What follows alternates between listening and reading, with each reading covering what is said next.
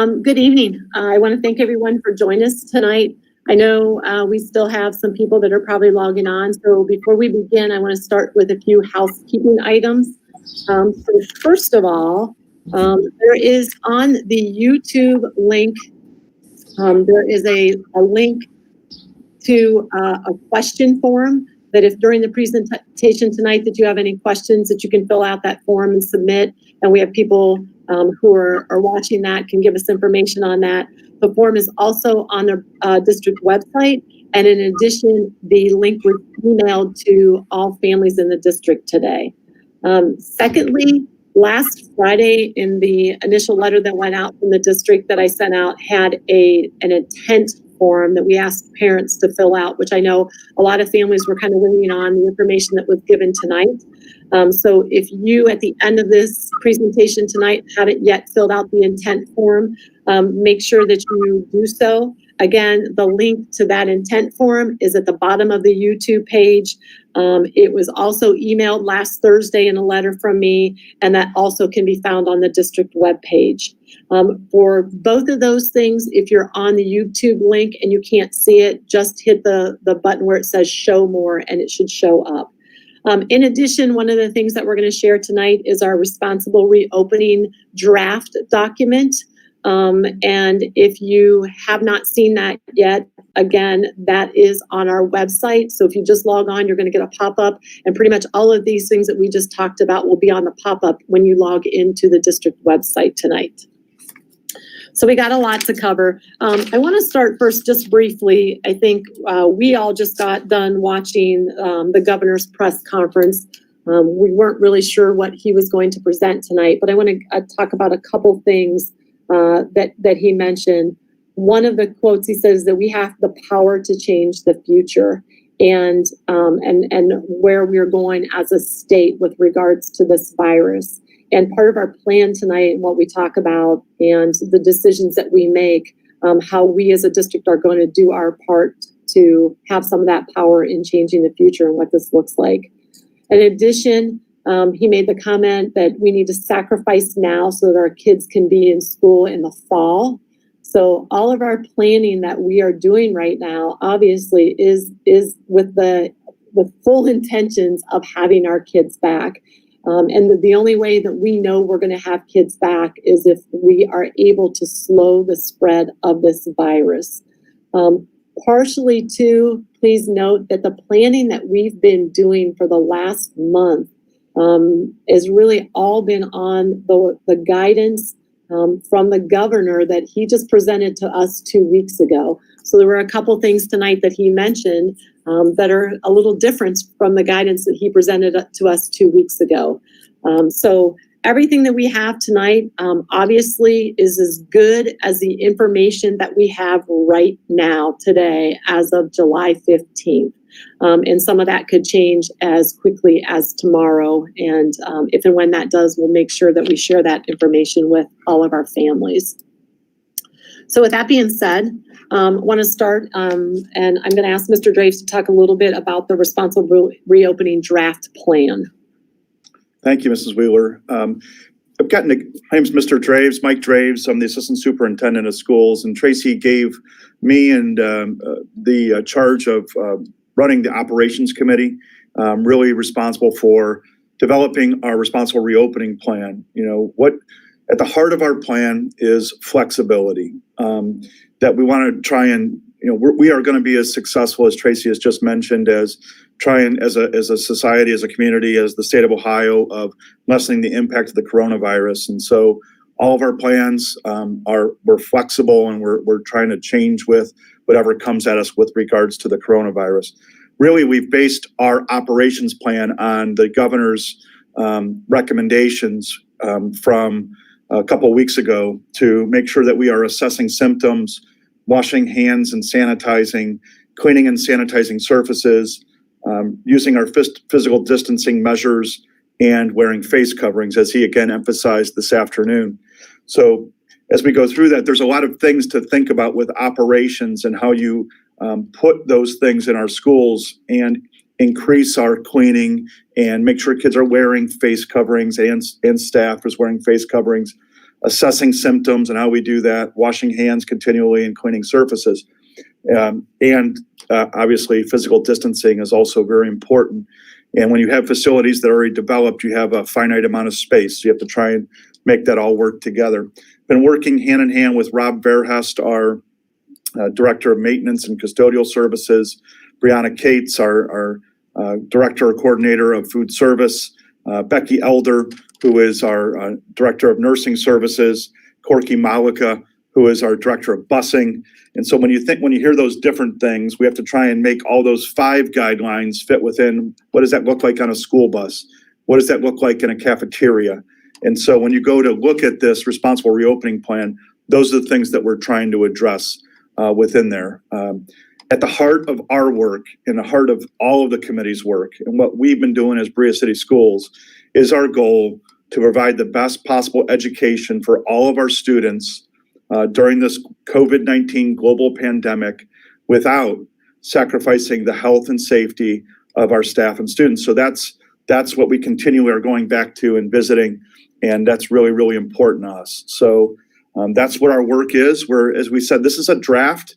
Obviously, the things that the governor said tonight and the things that the governor probably will say tomorrow at 2, and our discussions with other school districts and with what's been going on at the state level, that will all have an impact on what the final plan will look like, of which Tracy, Mrs. Wheeler, has given us the marching orders for this to be presented at our first board meeting in August. And so we'll be ready for then, but this is our draft right now. I know there might be a lot of questions. Please put those in the chat, and we'll be glad to try and address those within our plan if we can. Great, Mike. Thank you. I'm going to actually start off by answering one of the questions that someone had sent to us. And the question is, why are we doing this meeting virtually?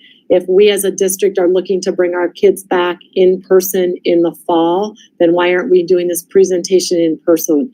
When you get a chance to take a look at the responsible reopening document, one of the guiding principles in there for our operating standards is that we will not hold large group meetings. Right now, as I speak at this moment, there's about 230 people who are viewing this, which would constitute a large group gathering. So we had to hold this meeting virtually.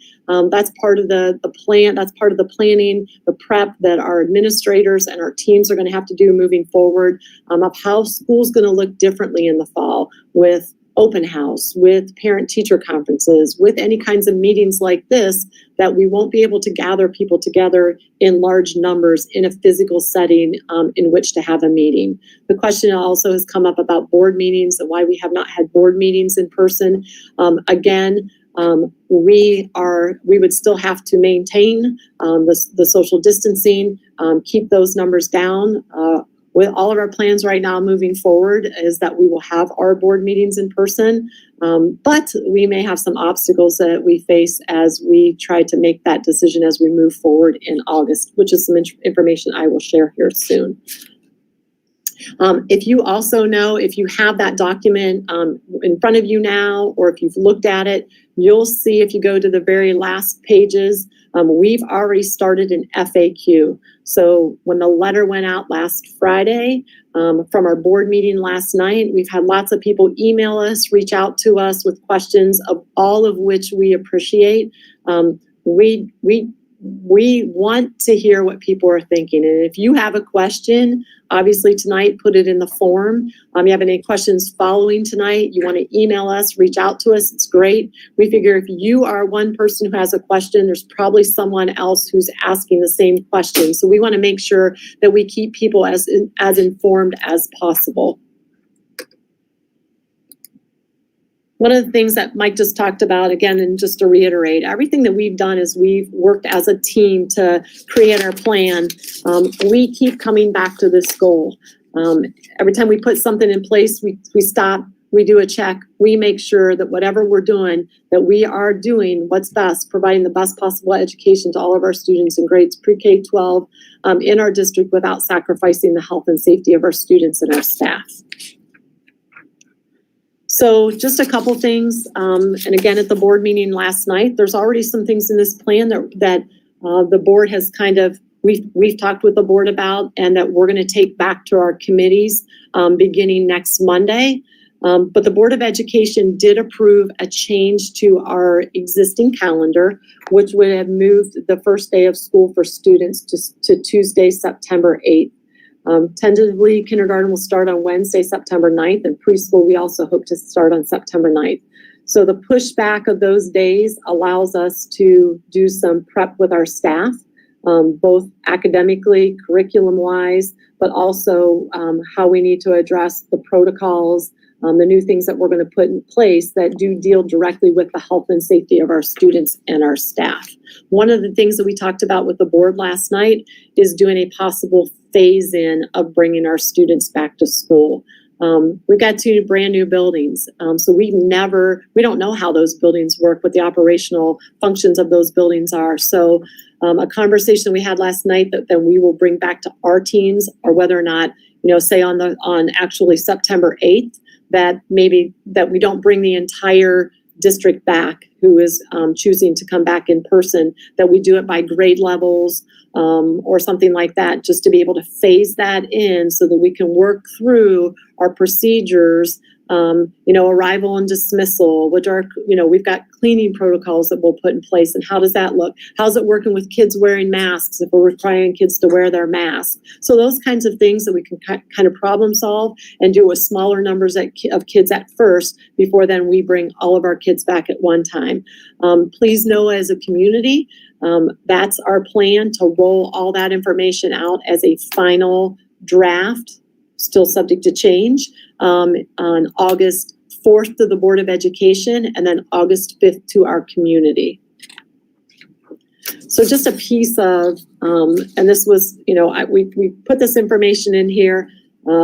Again, when we first started talking to the community, when we first started talking to our planning committees, we told them to look at basically 3 different scenarios. Look at a hybrid, look at all back, and look at on virtual learning, and also what remote learning would look like in the fall too. And we're going to talk about the differences between those. But this is a piece of information from our survey that we pulled out, just to show parents that, especially our elementary kids, it wasn't something that parents were so much in favor of an orange-blue alternating day with hybrid. And with our 512, we think that approval rating right there for that is probably been more high school kids than it is our elementary and middle school. So that was one piece of information that we took into place in making our decision.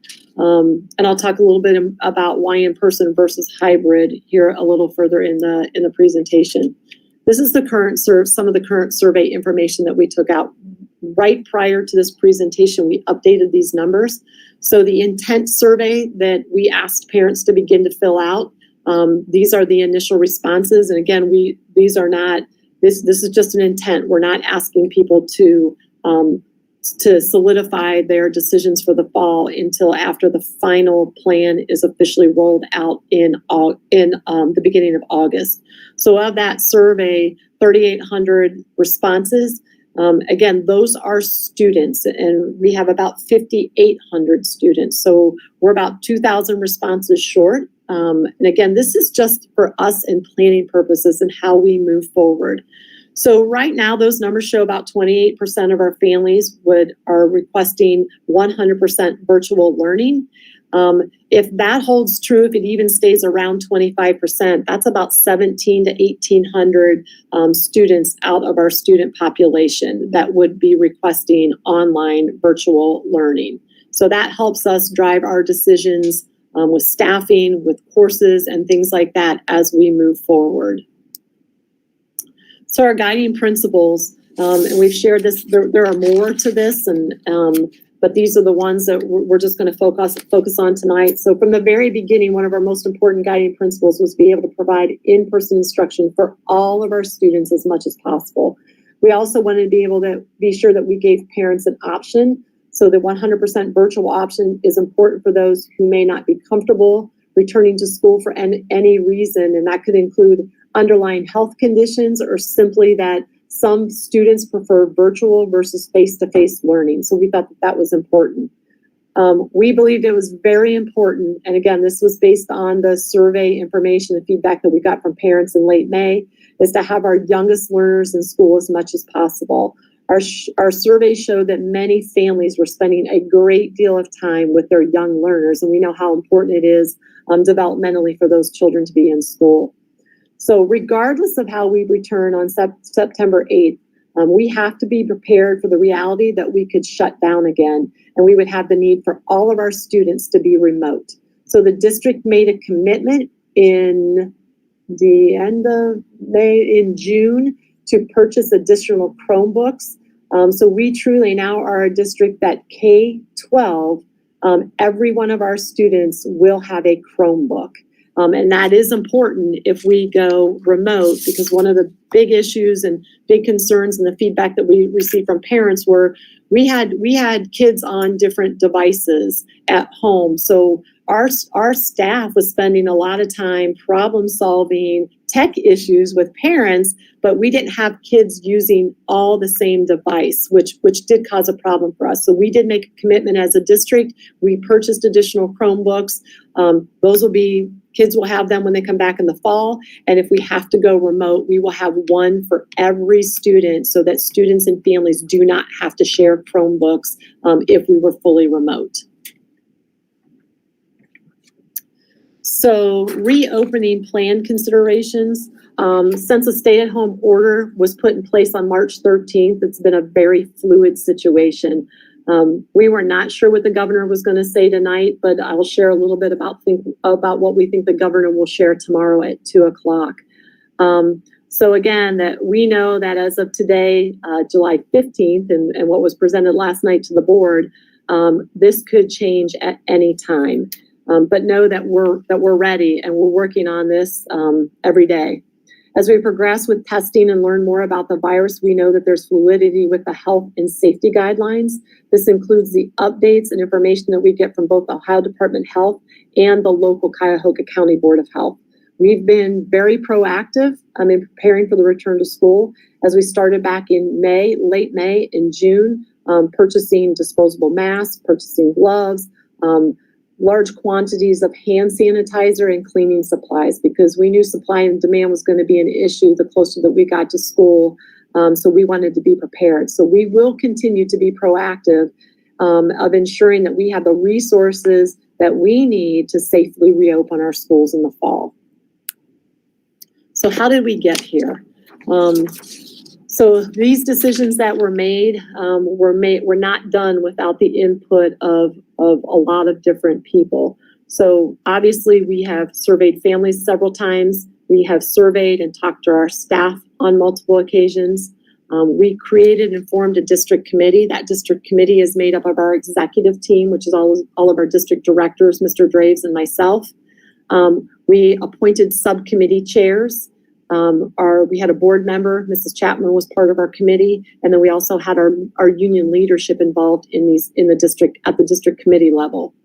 The district committee met and we laid the groundwork and gave marching orders, developed 6 different subcommittees. So we had a preschool subcommittee, which was led by Lisa Sestolo, who is one of our special ed coordinators.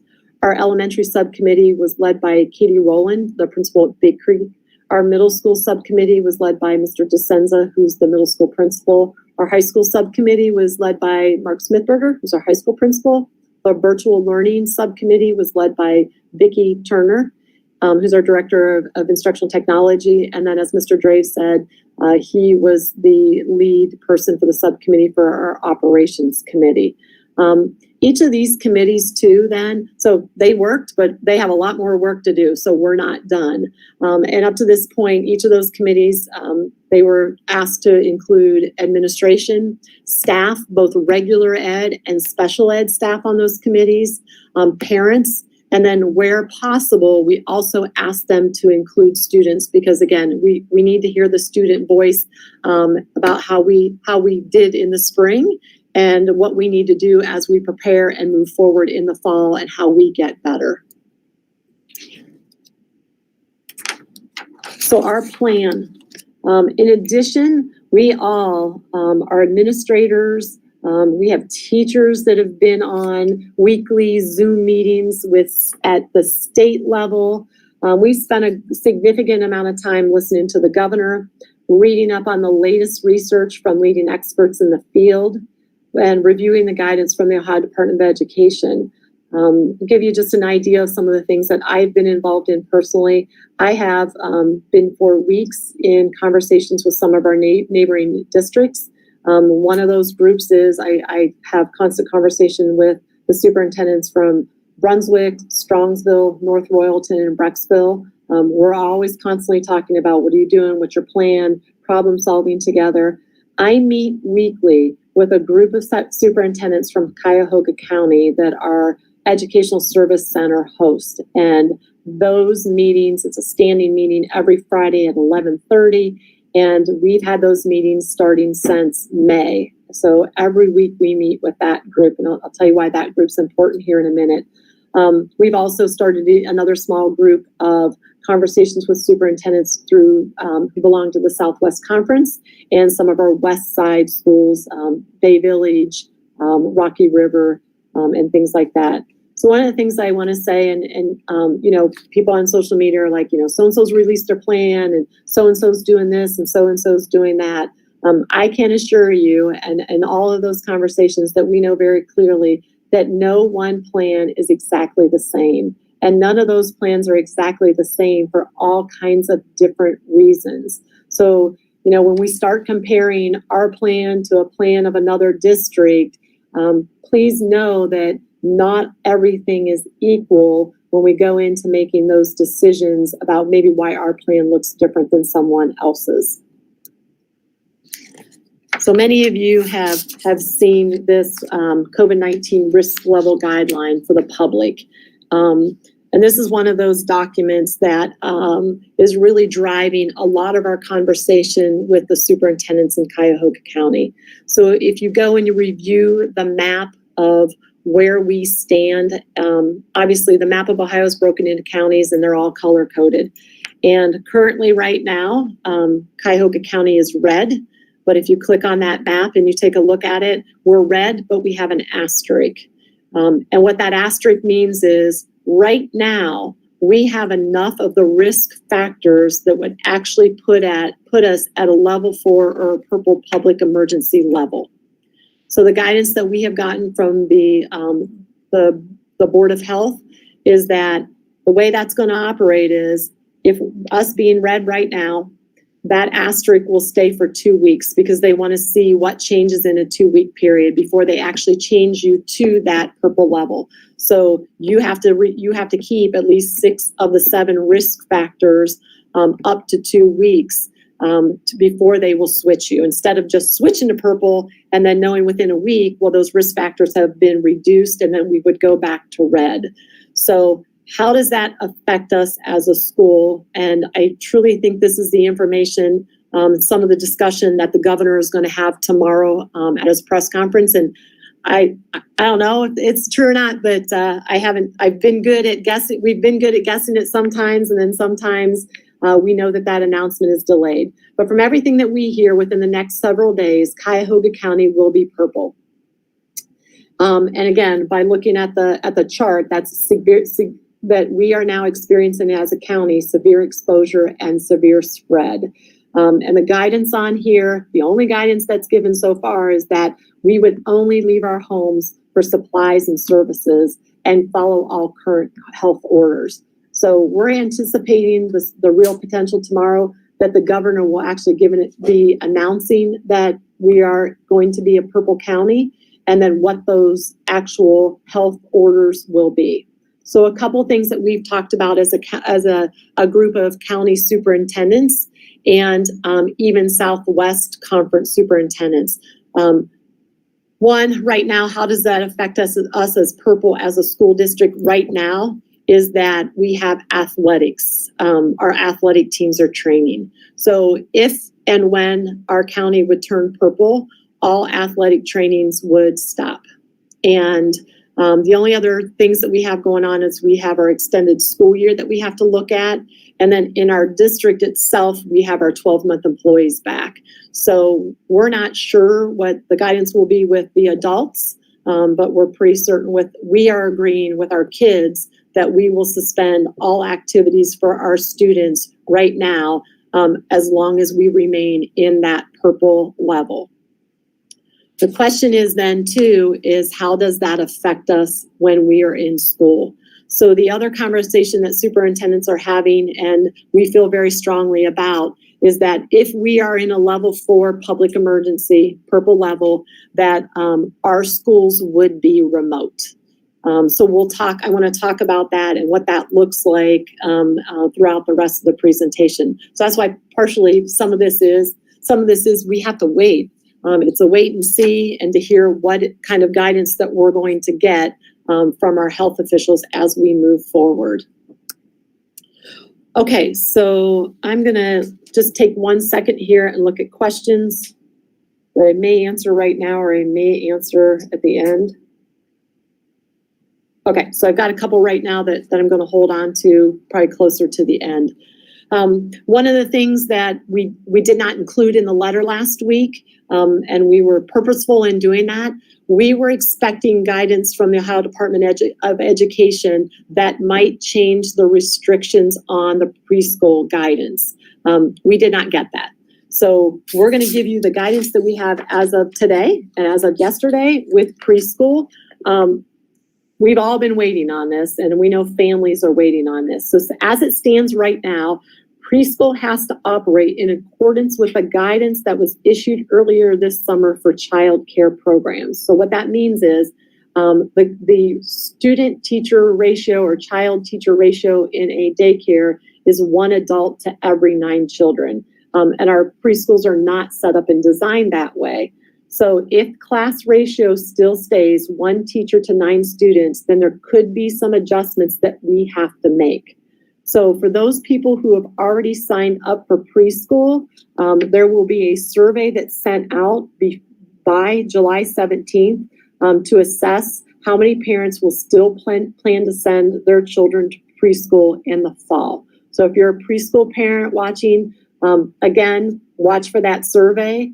And we're still waiting to see. We've kind of anticipated that guidance could change, but we haven't seen it yet. So we're just asking you to be patient in that. And once that guidance does change, we'll be sure to update all of our parents.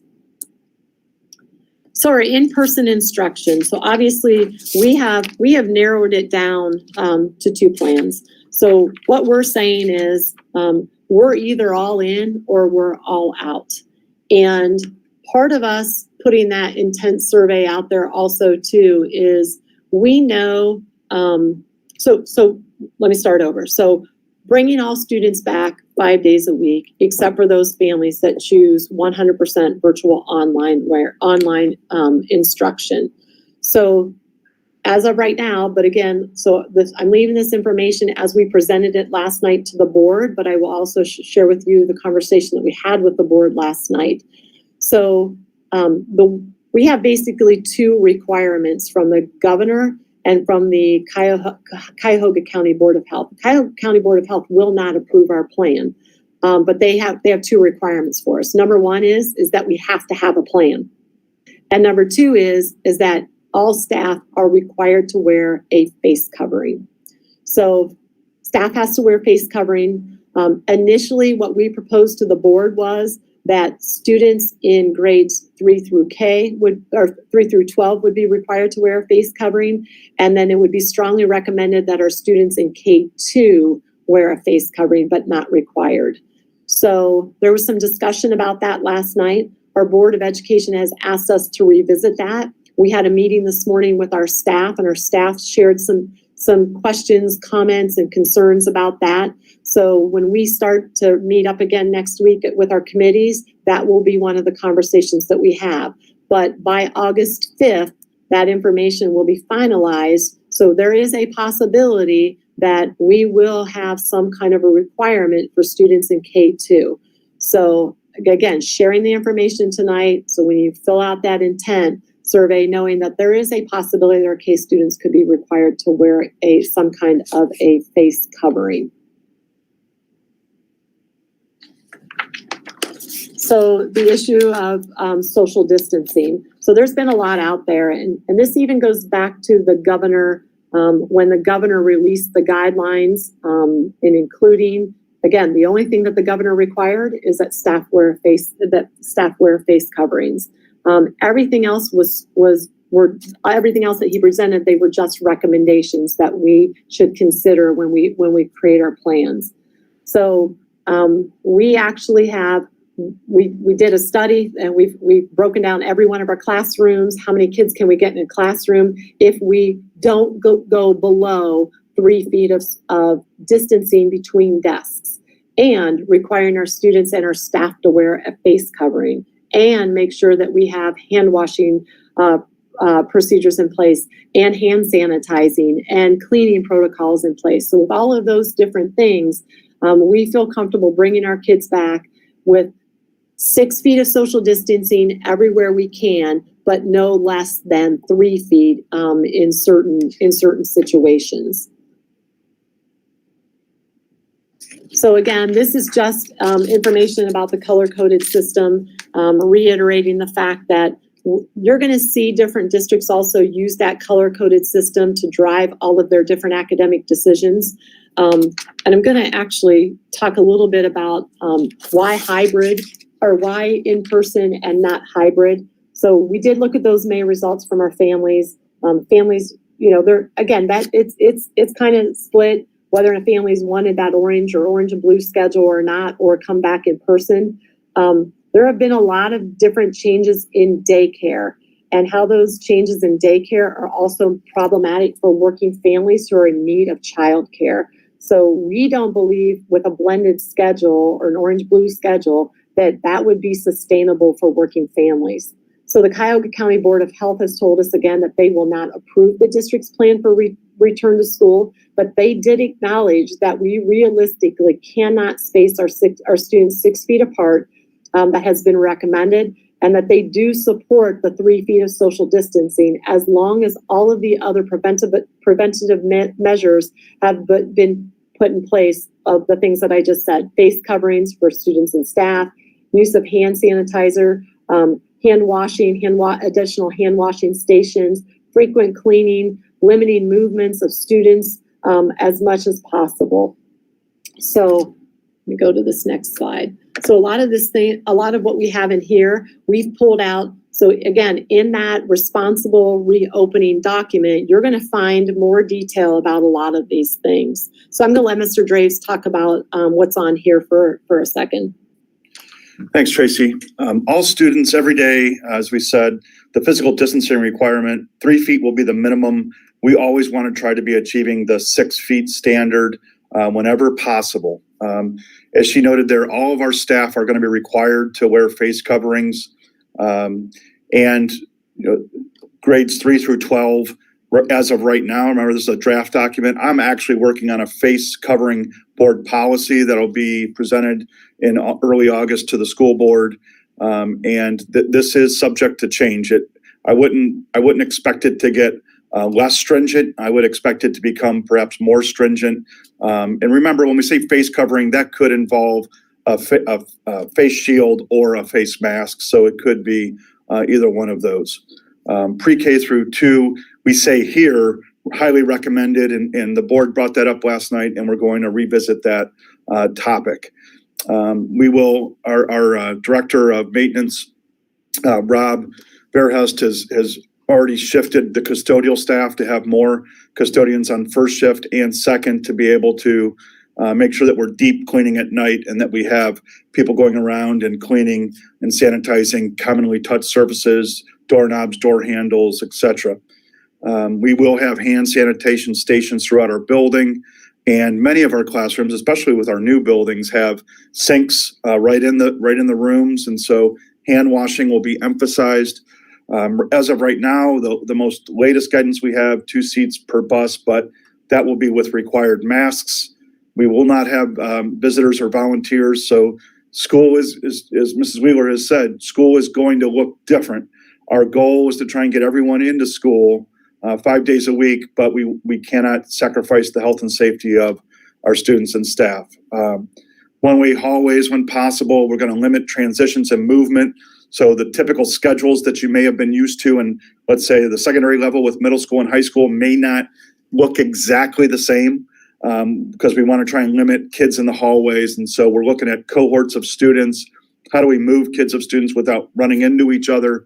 And so that'll be pushed down to our elementary, middle, and high school committees led by Mrs. Rowland, Mr. DeSenza, and Mr. Smithberger, Dr. Smithberger, to work on what that's going to look like at their building level.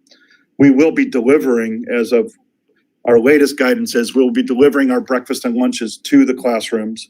There'll be no field trips for the 2021 school year. As Tracy indicated, this is being held remotely. Many large group events will be held virtually or remotely in the future throughout this school year at least, and those will be significantly limited or eliminated. No shared student supplies. You could perhaps expect the committees, the small group committees, to come back with a different school list than what it may currently look like. Once again, depending on that idea of we're not going to be sharing supplies with one another. And then there won't be use of lockers. And we'll let the elementary committee decide what happens with cubbies with students and how where students place their belongings so as not to share with one another. So that's kind of where we're at. Okay, thanks, Mike. I just also want to say, in addition, when we talked about, making that decision between hybrid learning and in-person learning, obviously but there's a lot of different things that we looked at. We looked into a lot of research, talking to our teachers, talking to our parents. Couple things that really stand out is that we know from our teachers, we know from our guidance counselors, we know from everyone else that we're working with our students, and why we feel so important to bring all students back is that, we talk about the learning situation. I have talked a lot about equity and access, and a lot of our teachers talked about, we have students in our district that are already struggling, that are at risk or who are disadvantaged, and that's a tough situation for those kids. And you can't just bring those kids back to school. We need to bring all of our kids back to school. And that was a struggle. That was a concern. When we did remote learning in the spring, Mr. Drave says it best, that was emergency remote learning. And we're going to talk in a second about how things are going to look different now than they did in the spring. Remember, it was a moving target for us in the spring. It was 3 weeks at first, and then it was another month, and then it was another month. And the questions and the issues came up about grading and why aren't you giving grades, and why are you only talking about completion? And it really does have an effect on those kids who may not have the same advantages of other kids. And so how does that look, and how do we take care of them and meet their needs? We also have the same kinds of issues with our teachers, and that our teachers themselves were struggling, to work between being at home, doing it with their own personal lives and their own children who had been assigned to home at that time. And, that hybrid of going back and forth, we had, conversation within those subgroups of how that did affect our teachers and what would that look like. And there were a lot of concerns on the part of the staff who participated in those subgroups. So it's not a decision that we took and made lightly. Again, we just really feel like this is the best that we can do for our students. And again, we kept going back to our goal. Can we bring them back? Can we bring them all back? And can we also address the health and safety of our students and our staff? So with that, I'm going to actually turn it over to Vicki Turner, who is our Director of Instructional Tech, to talk a little bit about the Titans Virtual Learning Academy, which is our second option for families. Thank you, Tracy. And as she said, my name is Vicki Turner, and I'm the Tech Director for the district. First, I just want to address the hardware piece a little bit. So as we've mentioned, every student is going to have a Chromebook. So whether they're in person in the school building or whether they're in the virtual academy, we are already pulling those and assigning them to individual students. They will be labeled, and those will be given out probably in late August or when we go back. If not, we have a system for distribution. So even if we are in that purple phase, we will be able to get those out safely. We are also helping our teachers to prepare for that virtual learning piece, so we are buying additional equipment for them. And so everything that we need to have in place for any kind of remote and virtual learning, we will have in place. So with the virtual academy, that's a completely separate 100% online, and what we are using is Blackboard Learn. Many of you are probably familiar with Blackboard. A lot of colleges use Blackboard. They've been in the learning management system for a long time, and we are using their K-12 edition. So it's very robust. Everything is in the program itself, and all of our teachers are going to be trained. It is a 2-week training course, and when they come out of it, they're all certified. They are all creating Blackboard courses. So whether they are in class, they're still going to have a Blackboard course, so they will be prepared if we have to have emergency remote learning again to make that switch over. Or if they are in the 100% virtual, those courses are also going to be developed. Some of our courses, and Tracy might speak to this a little bit more, our teachers will be developing those courses. They are the content experts, but if we need to, we will be able to purchase some courses that we might need to use. Tracy, do you want to speak to the commitment piece? Obviously commitment, and I want to talk about what Vicki was just talking about, that we plan for our virtual courses as much as possible to be taught by our Berea City School District staff. So that's our plan as we move forward. However, we need to also let people know, again, this is the work that your team will do starting next week before August, so that it's really clear to families what courses we will and will not be offering before you make that final commitment. So there is a possibility that not all courses that we currently offer in school will be offered through our virtual learning. So one of the examples that I give is, let's say we have a high school student who can't come to school, that chooses not to come to school, and wants to be enrolled in an AP government class. If we have 15, 20 kids that want to be in an AP government class, we can probably have one of our teachers teach that course. But if we only have one student in that AP government class, we may or may not be able to find an AP government program for that student to be enrolled in. Again, your feedback to us right now about who might want to be virtual versus who's going to be in person is really important to us as Vicki and her team start to build out what courses and things like that will look like. We're asking all families for sure that and again, this will come out in August. So right now, just give us what you think you might do. In August, we're going to ask you, tell us what you are going to do, and you're going to have to make a commitment. So when you make that commitment, we're going to ask for families and students in grades 5 through 12 that you are committed to being in that virtual learning academy for the entire semester. And if you're students in grades K through 4, then those students then would only be committed for the first trimester. One of the questions, and we put it in the FAQ already, is, what happens if virtual learning is just not going well for my child? Our preference, and again, we are building this, everything that we do is built around staffing. So we will have those conversations. It's going to be on a case-by-case basis as to how we would move kids potentially out of virtual learning and back into in-person learning. Okay. We're going to ask that our call-ins would please mute.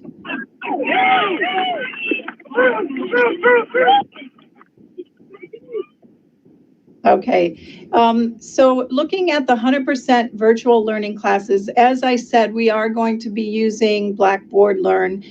Blackboard Learn, we will have the content embedded, assessments, activities, discussions. It integrates with Infinite Campus, so our grades will integrate. We will have announcements, we'll have calendars in there. We will also be using Blackboard Collaborate, which is their version of Zoom or Google Meet, so it's secure. It's all embedded within those courses. Teachers will be able to use Blackboard Collaborate. There's a whiteboard function. There's an ability to separate students into groups so that they can use intervention or enrichment. They can do some polling within there and get some feedback. They can share all kinds of files. So that's going to also be a great addition for us. Everything's also going to be aligned. So you see that there's this alignment with the curriculum. So regardless if our students are in person, if they're remote, or if they're in virtual, our teachers and the curriculum department, they're working on the alignment of all of those so that they're following basically the same pace and all of the standards that they need to. If any student, elementary students, especially who are in 100% virtual, because of that environment, there will need to be some family support. Now, our teachers are going to be teaching, and there is going to be some live synchronous instruction, and there's going to be office hours and things like that. And so we will be covering, there'll be a lot more direct instruction, but they still will need some adult support when they are at home. And next slide, maybe. This is an example of an elementary schedule. So we have been, even though virtual learning is new to us for the most part, virtual learning is not new. It's been around for a long time. And we have been looking at the research and things that work in virtual learning and looking at schedules and everything in all of that. It's not possible to just be online all day with live sessions. And so we looked at schedules and we came up with a draft schedule, and the virtual subgroup is going to be working on this. We do have teachers and administrators and parents on that group. And so we are going to be working on these schedules and getting feedback on them. And so this is likely to change, but this is an example of an elementary schedule. And then we have an example of a middle school schedule. And of course, students, they can only be in one class at a time if there's any kind of live instruction going on. So we have to make sure that there's time slots, and then we have to also make sure that there's breaks so that they can get up and that they're not just sitting in front of a computer or Chromebook all day. And then the high school draft is the same thing. The principals will help with that, with the scheduling. Guidance counselors will help with that. And there will be some intervention times built into those schedules. So there's an example. And you see we have these slots for electives. So there are, we won't have all of the same courses that we have at the high school right now. We will have some of those, and some of them will depend on signups and teachers and what we are able to do. And then, go ahead. So I want to say one thing about when Vicki's talking about Blackboard and Blackboard Learn, again, which is something that our teachers are going to be working on. That's part of their professional development over the summer, but then we will also be able to roll that out and train our students on that and our staff on that. This came from a concern that we saw repeatedly in the family survey that we sent out, where parents were asking us, can we have one place where we can go for everything? So this helps solve that problem. Everything will be in one place. Teachers will still be using some aspects of Google Classroom, and we had that conversation with them today to say, we're not asking you, to wipe out everything that you've done in your Google Classroom. They can still integrate that into Blackboard, but Blackboard will be the place where we house everything, where you have one consistent place to go to for students to go for the work, parents to go and to see everything. One of the things that we wanted to do, and again, this has to come from, our staff has asked this, families asked this, just to kind of define the difference between what remote learning is and what virtual learning is. So Mr. Adam Marino is actually on our call tonight too, and he is our new Director of Academic Affairs. So he's going to be working very closely with Vicki and her team, his team, to also work on what remote learning would look like. So what is remote learning? Remote learning is when we have to make the shift from option number one, where every kid is in person, that we would have to assign them to home for some reason. So that was one of the things too, the feedback that we got from parents in late May was we need to have some more consistency of what remote learning looked like. So remote learning is for those, because we've had parents like, can my kids do remote learning but not virtual learning? Well, remote learning is for students who are in person.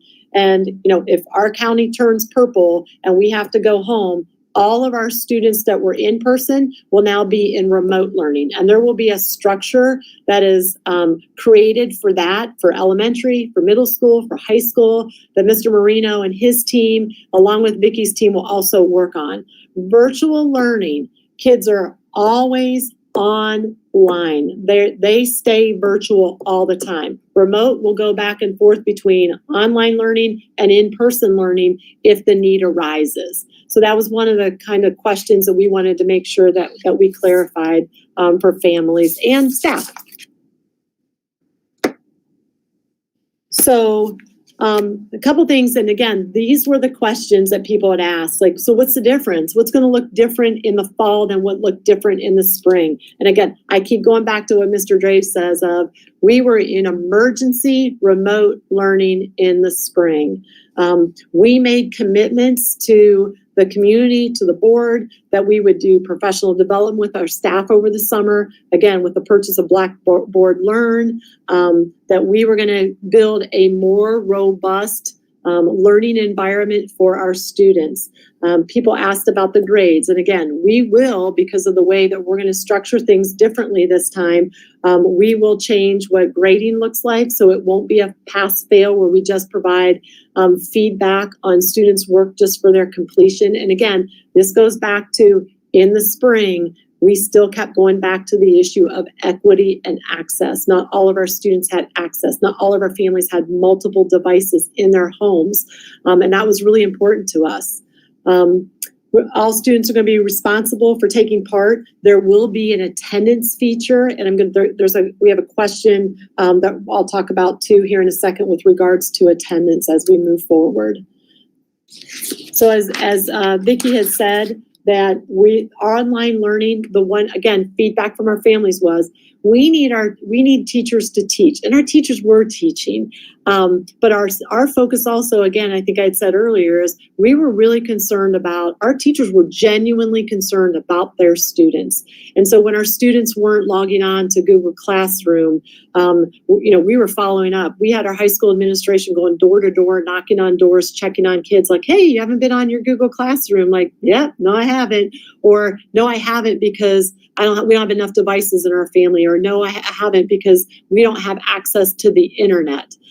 So because we have tried to level the playing field for all families by making sure that everyone has a device, and we'll still help take care of internet access, we will have both synchronous live and asynchronous on-demand learning if we have to go remote, and with our online, our 100% virtual learning. One of the things that we heard too with families is that, we know we have working families. If we have that synchronous live learning, that's going to take place with students during a certain time of day. Our teachers won't be on at 9 o'clock, 10 o'clock at night when families get home to actually sit down and then start to do some work with their children. But we heard it loud and clear, and we agree. To me, it's just good. It's good instruction that we will, we shared this with our staff today, that any direct instruction that teachers give, so that synchronous live instruction, it will be recorded. One, it's just good. If kids want to go back and they want to revisit the lesson because they missed something or they didn't understand it, they can play that lesson back. But two, then if I'm a parent and I need to sit down and help my child with a question they may have, I can also go back and I can review a lesson any time of the night or on the weekend with my child. So that is one thing that we've also committed to. So moving forward, with a couple things. I am going to answer some questions here at the end when I want to be respectful of everyone's time. So the information and plan, again, is only as good as the information that we've been given as of today, July 15th. So we will continue to closely monitor the health situation and make changes as necessary. So here's one really important message to our families. We need to make sure families are planning ahead, especially for those families who have need for childcare plans if the event happens that we have to close on short notice.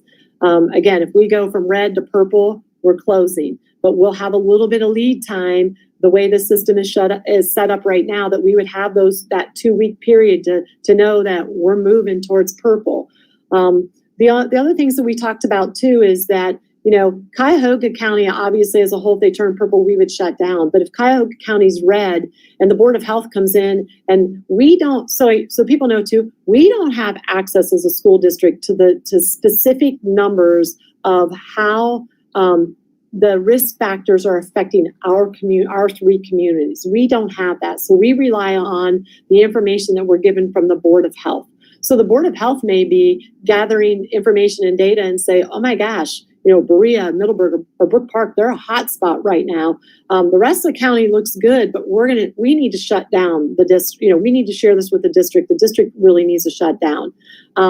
We could have an individual school that there's a spike in cases in a school that the Board of Health comes in and says, we really need to shut just this school building down. If we have a rash of teachers that are out or adults that are out and we can't, I'll tell you this, and the community may not know this, but prior to COVID-19, there's a shortage of substitute teachers, period, in all across the state of Ohio, not just in our school district, but in all school districts. So one of the things that, again, to try to be proactive is right now we are in the process of securing some permanent building subs, so that in the event we have teachers that are out and we don't have substitute teachers that would pick up certain jobs, we're offering to some of our current subs and to some of our staff that we had to RIF earlier in the year, some permanent building sub positions. If we don't need them to sub, we know that there are other things that we're going to need them for throughout the course of a day. So again, I can't emphasize enough that we need to make sure that our families are planning ahead in the event that we have to shut down on short notice. So our next steps, where do we go from here? So again, the subcommittees that I shared with you, their work is not done. And those subcommittees are drawing upon a lot of different people, even more people now as we move forward. So we're going to continue to follow all the guidance that is provided to us from, somebody told me that I need to explain all these things. Obviously the Ohio Department of Education, the Ohio Department of Health, the Ohio High School Athletic Association, and the Cuyahoga County Board of Health. We will have weekly planning meetings with our executive team, all of our building principals, and all of our subcommittee chairs and our union leadership as we move forward from now until right up until the last week before our staff reports back to work. And the things that Vicki has talked about, building out our courses so that by the time we get to August 5th, we will have finalized that draft document that you all are able to see now. That document, that final plan will be presented to the board on August 4th. We'll share it again with our staff on the morning of August 5th, and we'll share it with the community on the evening of August 5th. At that point, that's going to be the point where we will then ask for a commitment from parents about what they are going to choose to do, where their children are going to land next year, either with us full-time in person or in the virtual learning academy. So here are some common questions that we've gotten that have very complicated answers. So One is, will there be daily temperature checks? And the answer is yes. That's not the complicated part. But one of the requirements is that we will be required to do a daily health assessment of all staff and students prior to coming to school. And we as a district, and again, the majority of districts out there are very few. We'll just give as an example, one of those components is doing a temperature check before you send your child to school. That is going to be required. A piece for us, so right now that's what it is. We could get further guidance down the road that we as a district have to do those temperature checks. But right now, that is not the guidance. That is not the recommendation. The recommendation is that those are done at home. And then there will be some kind of a follow-up or responsibility on our part when kids come to school, and it may just be even asking the question, did you have your health assessment today? Are you, all the different things. And the neat thing about this is that we're already doing that with our high school, with our student athletes that are coming to training. They're going to be used to this and what that looks like. So it's similar to that. So there will be temperature checks. We know right now how they're going to be, and that's going to be in the responsible reopening document, but it could be changed as far as how we do that. So the big question, that's out there for everyone. What happens when a student or staff member tests positive? So this is not protocol and decisions that are made by the Berea City School District. All guidance and information that we get about what happens will come directly from the Cuyahoga County Board of Health. So there will be a protocol put in place from them, and that is the protocol that we will follow as a district. We still have to maintain strict confidentiality. We as a school district cannot pick up the phone and call Mrs. Smith, every student in Mrs. Smith's classroom and tell them that, Bobby Jones tested positive for the virus. We can't do that. That is a FERPA violation. It violates student confidentiality. The health department will tell us how we have to proceed and move forward with any student and any staff if they were to test positive.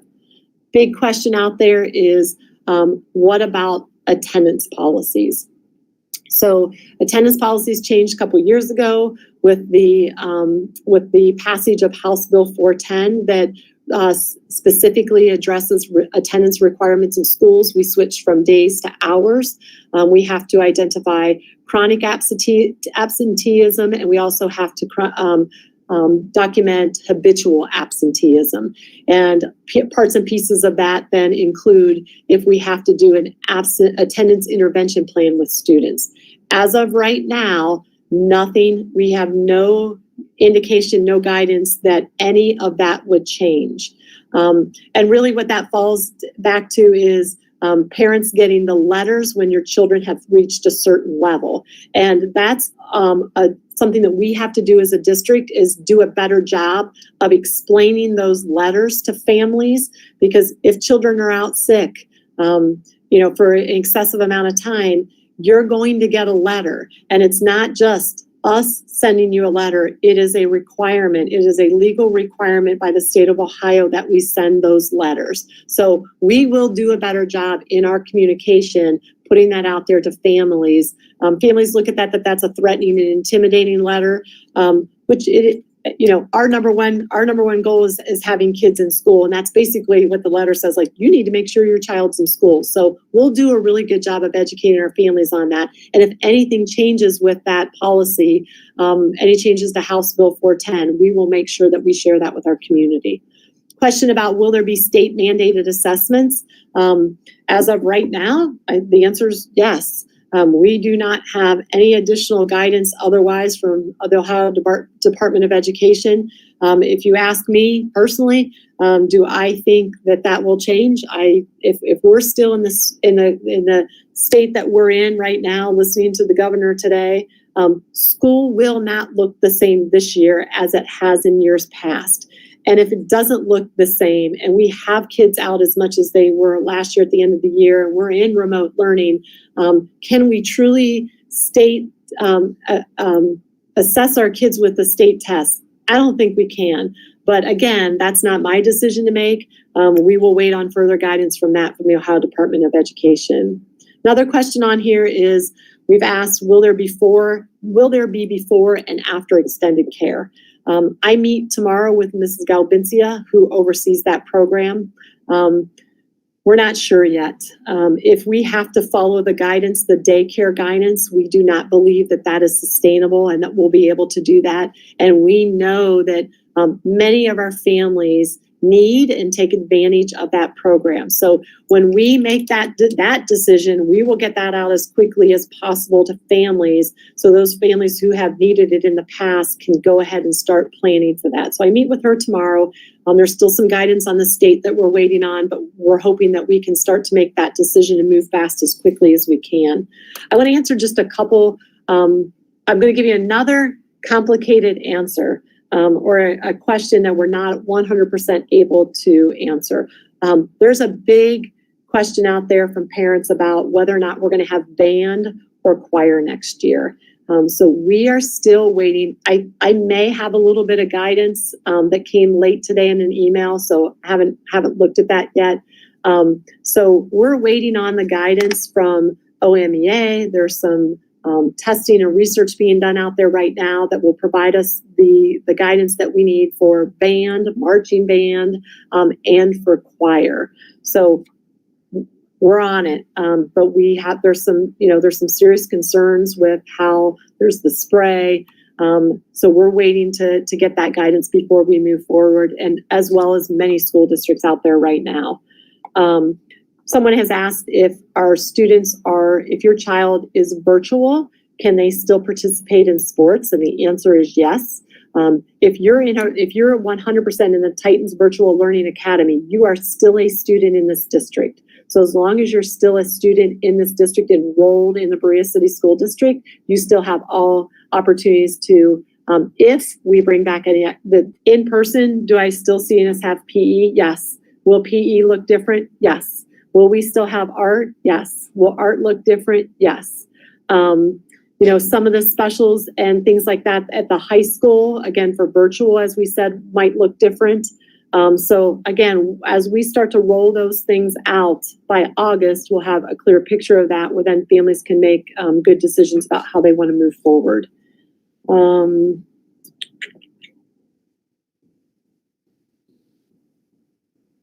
Students. Okay. So, question the parent asked, can students still pack a lunch? And the answer to that is going to be yes. We anticipate problems that there potentially will be more families who pack a lunch, but yes, families will still be able to send a packed lunch to school with their students.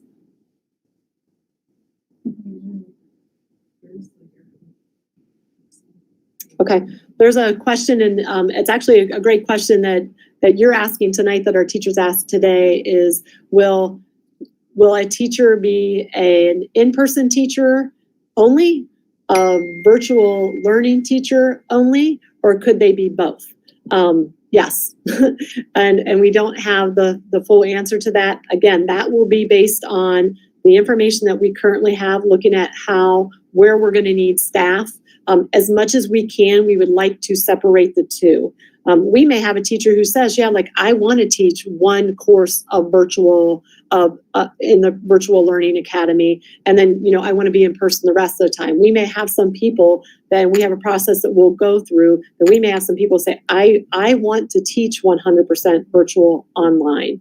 So those answers will come as we start to build out the courses, how many families that we have doing that.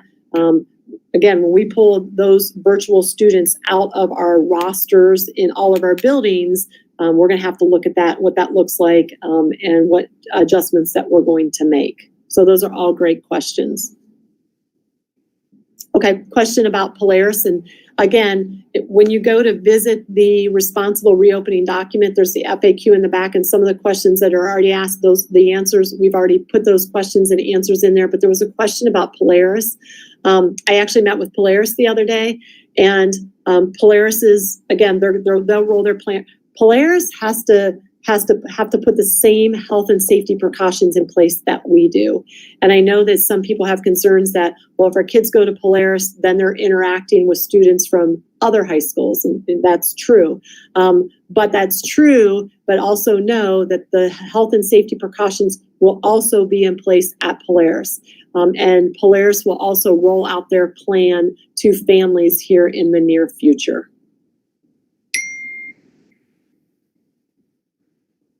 Okay, so with that, and again, so what we'll do is when we're done, if there are any of those unanswered questions, or if you still have some when we're done, we'll leave that link open for a little while. But when we close that link and you're not able to submit any questions again through Google Forms, please don't hesitate to send me an email or any one of us in our executive team. Because if one of us doesn't have the answer, we're going to give it to someone else. One of the things, we have a lot of families reaching out to us about special ed, how that looks for students and the support on 504s and IEPs. We're going to meet next week as a team, and one of the things that we'd like to do is to build out part of our FAQ that will specifically address the questions that people have for our students on IEPs and 504s. So again, our guide, our FAQ is posted on the website, so please visit the website. Always know the answers that we are giving you currently may change. So go back, visit that FAQ frequently. My communication that will go out from here on out, and again, I've been trying to do that weekly, so we'll continue to try to do that weekly as much as we can or when it's needed. We'll include that link to the FAQ so that parents can always go back and revisit what's most updated and current. And then again, if you're on this presentation tonight and you have not yet filled out your intent survey, you're not committing, if you would do that, there's a link here. And again, as I said, there's a link in your email, there's a link on the website, anywhere that you need to find it. If you can't find it, send us an email and we'll also send that to you. I can't stress enough again how proud I have been of our staff and what they did from March through June. I am incredibly proud of our students, and we're incredibly thankful to our families and to our community who have really supported us through this. We continue to ask us the things I said to our staff today and things I said last night. Couple things I keep telling them. I tell our administrative team, we need to stop. We need to take a deep breath often. There are times where we just have to press pause. Things are coming at us. It's rapid. We just press pause. We have to stop. We have to think, and we need to remain calm. And please know that throughout this and any decisions we continue to make, we're going to be flexible. We're going to be nimble, and we have to be empathetic of others. So thank you for joining us tonight. And again, please don't hesitate